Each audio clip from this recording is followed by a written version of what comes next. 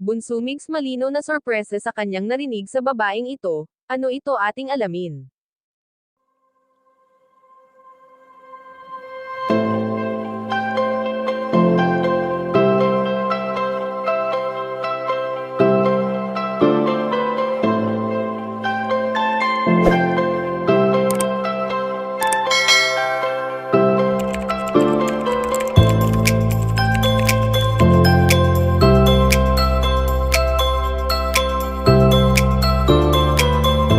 Alam naman natin na mahilig si Bunso Migs Molino sa isang sorpresa na palagi niyang ginagawa sa kanyang mga mahal sa buhay at sa ganitong pamamaraan niya ay naipapakita at naipaparamdam niya ang kanyang labis na pagmamahal sa mga ito.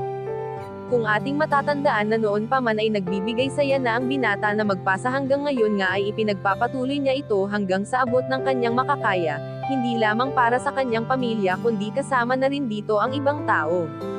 Kahanga-hanga ang isang Bunso Migs Molino sa kung anong pag-uugali ang mayroon ito, na hindi naging makasarili bagkus ay handa siyang ibahagi sa iba ang mga blessings na kanyang mga natatanggap.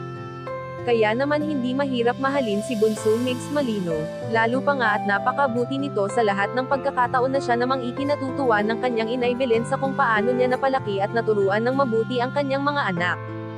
Subalit ngayon nga ay ayon sa aming impormasyon na nakalap na nasorpresa ang binata sa sinabi ng babaeng ito sa kanya at ito ay hindi nakataka-taka pa, lalo na at iba ang kilig sa kanilang mga mata sa tuwing sila ay magkasama. Nakakapanghinayang man na hindi na maibabalik ang tamis na kanilang pinagsaluhan noon at alaala na lamang sa ngayon. Ano ba sinig sa buhay mo? Mahal ko. Mahal ko! Kayo mga kachika, anong masasabi nyo dito? Please leave the comment and don't forget to subscribe.